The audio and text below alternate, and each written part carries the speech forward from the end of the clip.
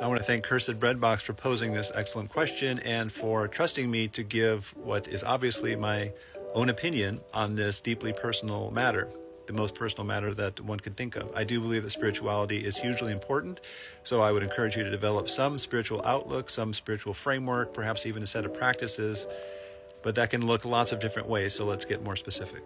So first of all, you'll notice that I said spiritual, not religious. There's obviously a huge difference, as you know. And I believe this is actually one of the things that the New Age movement gets right, for all of its faults and its foibles and the things I criticize it for.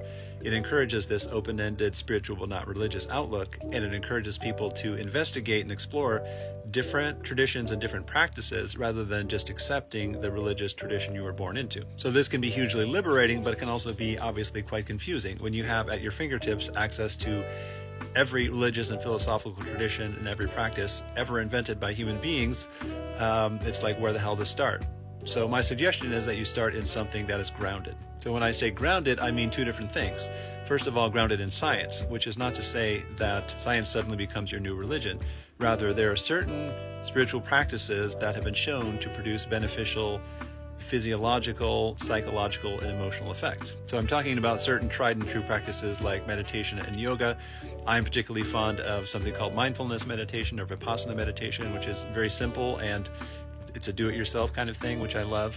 But it doesn't have to be these kinds of formal practices either. It can be anything from listening to music, or in my case, I love reading. To me, that's a deeply spiritual practice, especially when the book is something that is spiritual or philosophical. I can drop into this space of awe and reverence and wonder, as I can do when I'm taking a walk in nature.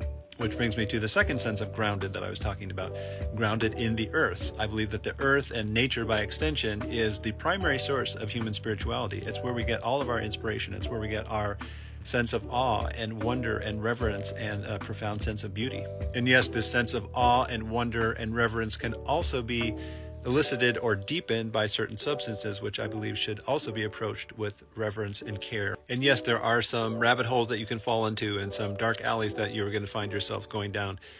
And that's okay. It's going to happen. It's part of the spiritual process. But I believe your beacon, your homing beacon, should always be love. And it sounds like a total cliche, but my point is that whatever practice you would choose to adopt or whatever belief system you choose to adopt, if it is not making you a more loving, kind, patient person or whatever, it's not working.